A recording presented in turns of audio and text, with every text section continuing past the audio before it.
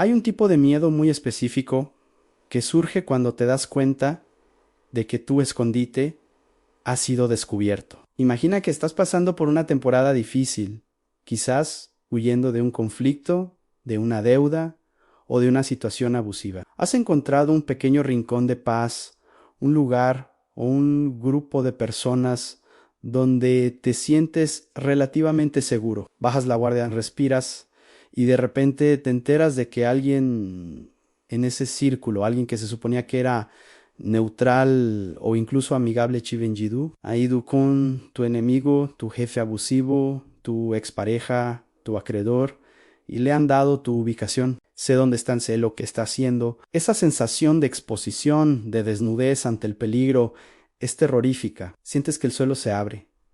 Ya no hay lugar seguro. Si tus propios vecinos te traicionan, ¿en quién puedes confiar? La paranoia se instala, miras a todos con sospecha, y la tentación es entrar en pánico o contraatacar con violencia desesperada. Si hoy te sientes expuesto, traicionado por personas que deberían haberte protegido, o si sientes que ya no tienes dónde esconderte, el Salmo 54 es tu trinchera. Bienvenidos a 777 veces en Jerusalén. Soy su anfitrión, y hoy continuamos nuestro viaje por el libro segundo de los Salmos. Este es un masquil, un salmo de instrucción breve pero explosivo. David lo escribió en uno de los momentos más peligrosos de su vida, cuando la traición no vino de los filisteos, sino de su propia tribu. Hoy aprenderemos que cuando los hombres nos venden, el nombre de Dios nos compra y nos defiende. Para sentir el peso de este salmo, debemos ir a 1 Samuel 23:19. David está huyendo del rey Saúl, quien quiere matarlo por celos. David se esconde en el desierto de Zif. Los zifeos eran de la tribu de Judá, eran parientes de David, eran su sangre. David probablemente pensó, aquí estoy a salvo entre mi gente. Pero el texto histórico dice entonces subieron los zifeos a Saúl en Gabá, diciendo, ¿no está David escondido en nuestra tierra? Lo vendieron, lo delataron, no por obligación, sino para ganar el favor del rey tirano. Traicionaron al ungido de Dios para congraciarse con el poder político. Imagina el dolor de David, no son los paganos, son sus primos. Zif se convirtió en sinónimo de traición íntima. Y con el ejército de Saúl marchando hacia su escondite, David no tiene tiempo para lamentos largos. Escribe una oración urgente, un telegrama al cielo, versículo 1, Dios, sálvame por tu nombre y con tu poder defiéndeme. Fíjate en la herramienta que David usa para su defensa ante un hombre. No dice, sálvame por mi espada,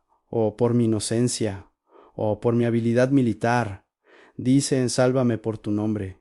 ¿Qué significa esto? En la antigüedad, el nombre representaba la autoridad y el carácter. Es como un embajador que, rodeado de enemigos, levanta su pasaporte y dice, en el nombre del rey, no me toquen. David apela a la reputación de Dios en Señor. Yo soy tu ungido. Si me matan aquí, tu promesa falla, ante tu nombre queda mal. Sálvame, no porque yo sea importante, sino porque tú eres fiel. Y añaden, con tu poder, defiéndeme, literalmente, júzgame, o haz mi justicia. David pide un juicio de poder. Versículo 2. Dios, oye mi oración, escucha las razones de mi boca. David quiere presentar su caso. No es un grito irracional, son razones. La oración es lógica, argumentativa ante el juez. Y en el versículo 3, David describe a sus traidores con una palabra teológicamente devastadora. Porque extraños se han levantado contra mí, y hombres violentos buscan mi vida en espera.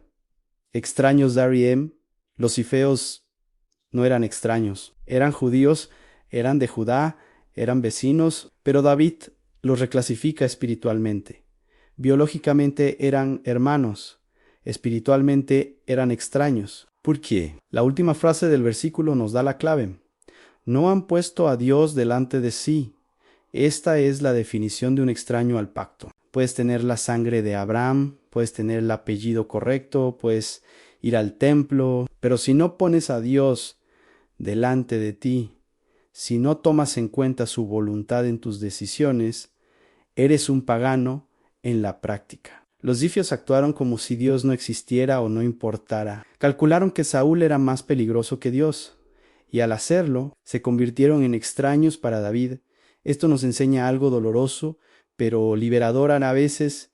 Las personas más cercanas a nosotros actúan como enemigos espirituales y tenemos que reconocer esa realidad para saber cómo orar. No puedes confiar en alguien que no tiene a Dios delante de sus ojos, aunque lleve tu apellido. Pero en el versículo 4, okuji ujiru, el sílapaus ha implícito. David deja de mirar a los extraños y mira a su aliado. He aquí, Dios es el que me ayuda. El Señor está con los que sostienen mi vida. He aquí, Giné. Miren. Atención. Dios es mi ayudador, Elohim Ozerli.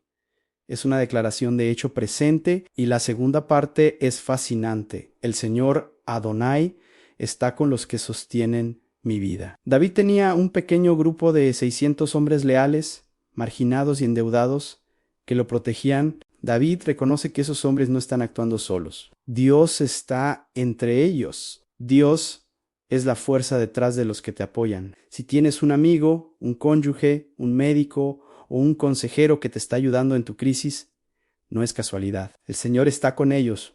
Dios sostiene a los que te sostienen. No estás solo. Tienes un equipo visible y un capitán invisible. En el versículo 5, David entrega el juicio a Dios. Él devolverá el mal a mis enemigos.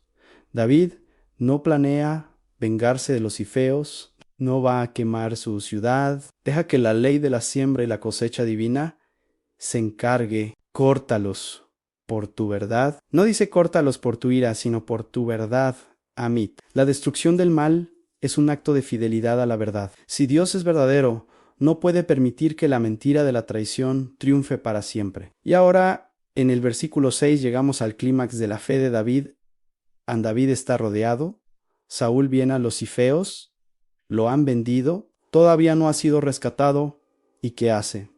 Voluntariamente sacrificaré a ti. Alabaré tu nombre, oh Jehová, porque es bueno. Voluntariamente binedava. Significado con una ofrenda voluntaria, una ofrenda generosa, espontánea, no obligatoria. David le promete a Dios un sacrificio de gratitud antes de ver el rescate. Señor, estoy tan seguro de que tu nombre me va a salvar, que ya estoy preparando la fiesta de celebración. Voy a alabarte ahora en la cueva antes de salir. Alabar el nombre de Dios, porque es bueno en medio del peligro, es la forma más alta de guerra espiritual. Es decirle al enemigo, Antú amenaza no puede apagar mi adoración. Mi Dios es bueno, pase lo que pase. Y el Salmo termina en el versículo 7 con una declaración profética, escrita en tiempo pasado, el profético perfecto, porque Él me ha librado de toda angustia y mis ojos han visto la ruina de mis enemigos.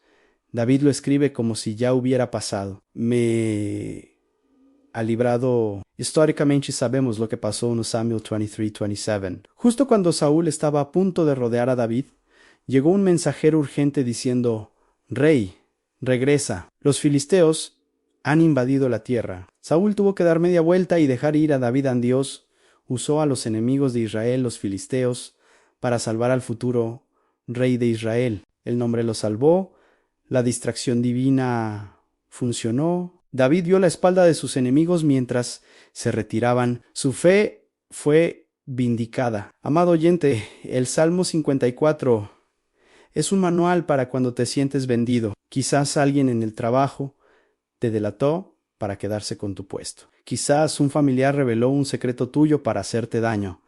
Quizás te sientes expuesto y vulnerable. Aquí está tu estrategia. Invoca el nombre. No confíes en tu astucia para escapar. Di en Señor, sálvame por tu nombre. Tu reputación de padre y defensor está en juego conmigo. El nombre de Jesús es torre fuerte. Reclasifica a los traidores. Si alguien te ataca injustamente, entiende que están actuando como extraños al pacto de amor. No te sorprendas, no han puesto a Dios delante de sí. Su problema es con Dios, no solo contigo. Identifica a tus ayudadores, mira a quienes están contigo, mira a los que te sostienen. Dios está en medio de ellos. Agradéceles, ofrece un sacrificio voluntario. No esperes a que el problema se resuelva para adorar. Canta hoy anda, gracias hoy. Rompe la atmósfera de miedo con una ofrenda de generosidad en Edivar. Espera la liberación. Dios sabe cómo distraer al enemigo. Él sabe cómo crear una salida cuando estás rodeado. Eu te librará de toda angustia. Jesús vivió el Salmo 54. Él fue vendido por Judas, uno de los suyos. Fue entregado a los extraños, los romanos. Hombres violentos buscaron su vida. Pero él encomendó su causa al que juzga justamente, y aunque fue a la cruz, Dios lo libró de la angustia de la muerte y le dio la victoria sobre sus enemigos espirituales. Hoy, Jesús lleva el nombre que es sobre todo nombre, el nombre por el cual somos salvos. Si te sientes acorralado, refúgiate en ese nombre. Los cifeos pueden traicionar, pero Dios permanece fiel. Gracias por acompañarnos en este refugio seguro en 777 veces en Jerusalén. En nuestro próximo episodio entraremos en una crisis aún más profunda cuando el amigo no solo te traiciona, sino que la angustia te hace querer volar lejos y escapar de la realidad. En el desgarrador Salmo 55, que el nombre del Dios de Jacob te defienda hoy. Hasta la próxima.